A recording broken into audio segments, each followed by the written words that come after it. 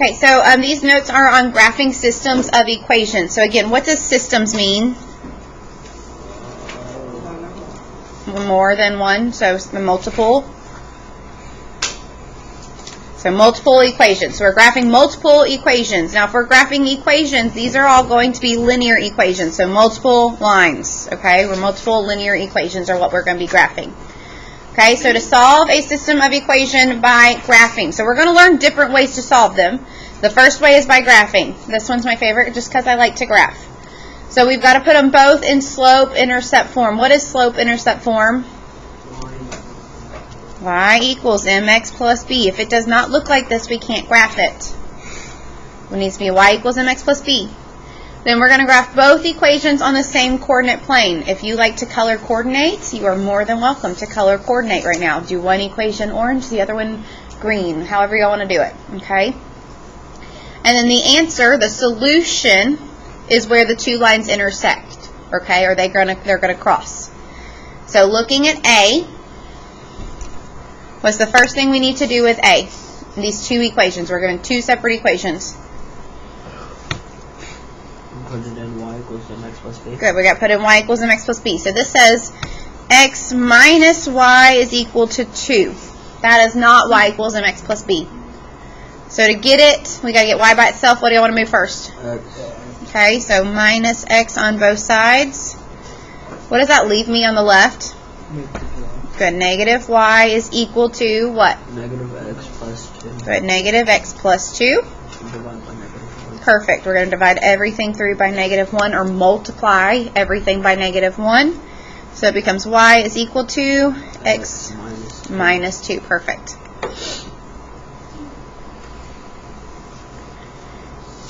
Okay, do we need to rewrite the second equation? No. No, it's perfect. It's already in slope-intercept form, so we don't have to change that one. Okay. Let's graph this one first. Y equals x minus 2. If I want to graph y equals x minus 2, what's the first thing that goes on my graph? Good answer. Good, negative 2. That negative 2 represents the what?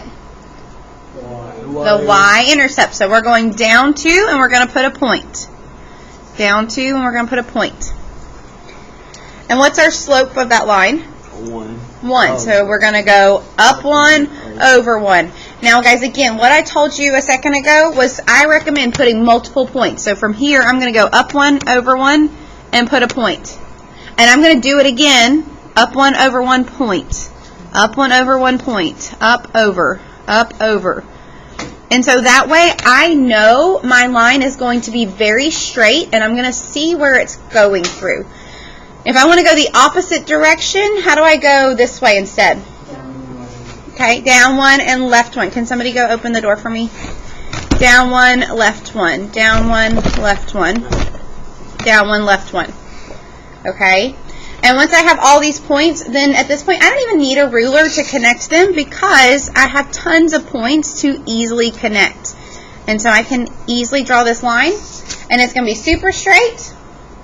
And then I'm going to easily see where all these points are supposed to be. Okay, so that's my first one. I'm just going to be late to my meeting. They're good. Alright, so we've got one line down. But how many lines have to be on our graph? 2, okay? So our second one was y equals negative 2/3 x plus 3. So we're going to graph this on the same coordinate plane. Where do I put my first point? 3. Positive 3. So that means we're going to go up 3 for our y-intercept. We're going to go down to over 1. Not left 3. Right. Right 3. So if our slope is negative, it means one of these numbers has to be negative, one has to be positive. So that's going to be down 2 and still right 3. Right. So from my first point, I'm going to go down 2 and right 1, 2, 3. And what do I already see happening? It already connected. I've already connected those two lines. Yep. Since I've already connected them, I'm not going to do 30 million points again. Probably a bit of overstatement at that point, but still. So down 2, right 3 for our slope, and they've connected. And the whole purpose is to solve what these equations have in common. And so if it's this point right here, what is the value? What's the coordinate for that point? Up 1 over 1,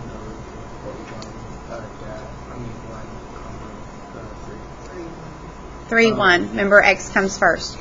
3, 1. So 3, 1 in parentheses, and that is our solution. That's the answer. That's what they have in common. Because if we plug this point into both of these equations, it would give us a true statement. Is there any other point in existence that I could plug into both and it would work? Yes. No. This is the only point that would satisfy both equations, because that's the only place they ever cross. Does that sort of kind of make sense? Okay. I'm going to skip B. I'll let y'all come back and do that one. Let's go to C. Okay, let's look at C. We have y equals negative 2x minus 3. Do we have to rewrite that one? No. How do we graph that one first? I'm going to go ahead and do that. Good. Negative 3, down 3. And then which way? Down to right one. If I want to go the other direction, instead of going down and right, I could go what? Up and left. Up 2 and left 1. Very good. So I'm going to do that. Up 2, left 1. And I'm going to keep going. Up 2, left 1. Up 2, left 1. Up 2, left 1. Because it's going to help me to get a straighter line. And that way I get a better answer that's actually accurate. Because sometimes our lines get a little bit wobbly.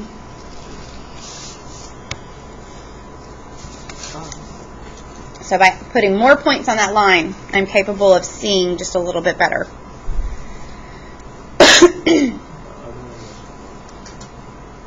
I'm on C. Okay. All right, our second equation, can I go ahead and graph that? No. What do we have to do with it? Good.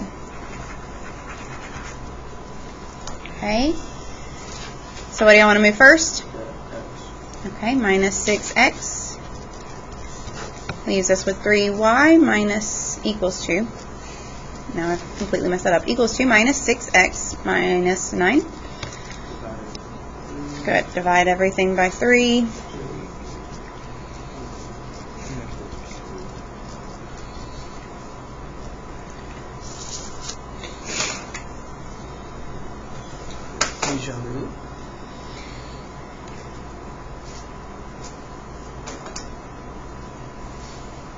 Would it be all real numbers?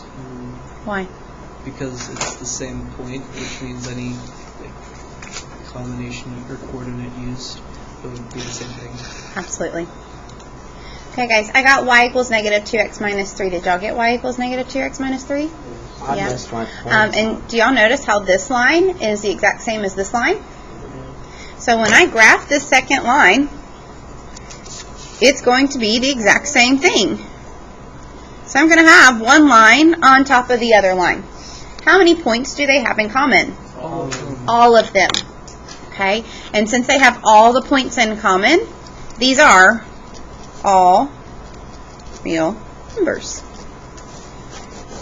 That's our solution. Because every point that we can plug in for x and y is going to work. All of them. Okay? That one's my favorite. Because I really only have to graph one line. Alright? Alright, now we're going to go back up to B. I know, it's weird. I like to go out of order sometimes. Alright, on B, can I just go ahead and graph either of these? Nope, we got to rearrange both, okay? So y'all go ahead and get working on rearranging both of these.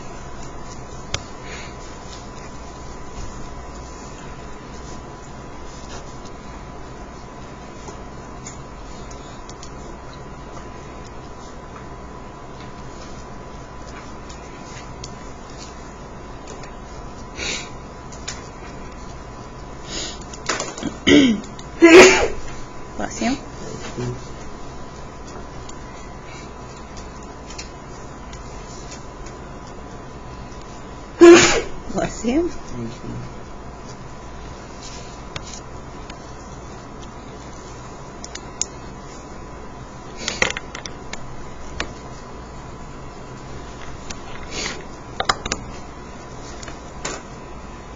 Okay, once you solve for them, can y'all go ahead and graph them? Darwin, make sure you're solving them.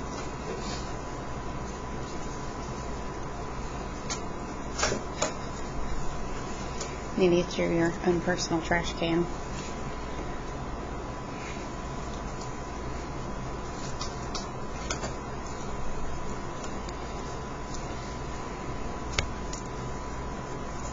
Okay, have we finished solving? What do y'all know about these two lines? What do y'all notice? Parallel. Why do we see that they're parallel? How do I see that just from the equations? Because The slope is the same. Very good. The slope is the same. And so when we graph these, so I'm going to graph this one plus 1, up 1 over 2, up 1 over 2. I can count the boxes.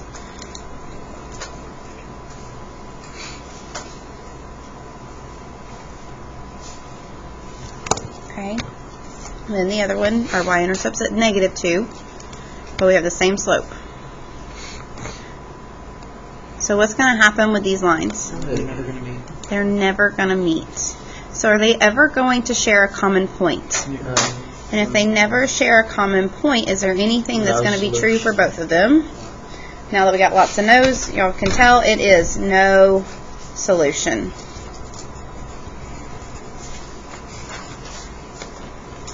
Now they're so good at this. If they're parallel, they're never going to cross. If they're never going to cross, they're never going to have a common point. So there's never going to be a solution there. Whereas if they always cross, all the points they have in common. So if it was the same, then it would always Mm-hmm. cause. Mm-hmm. Okay, and y'all can look at the back of this. Okay, so this is just a system of equations.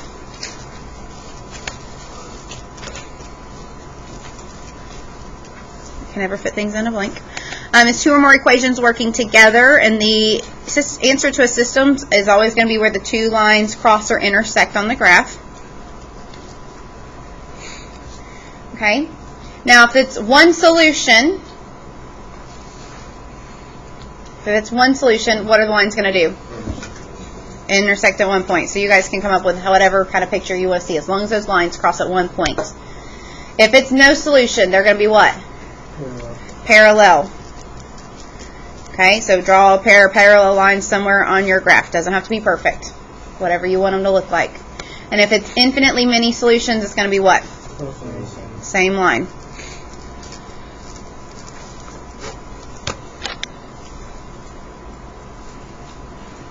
Mine's more of a curve, but y'all get the gist. Alright, so y'all can refer back to that whenever y'all get your answers and you need to double check yourselves.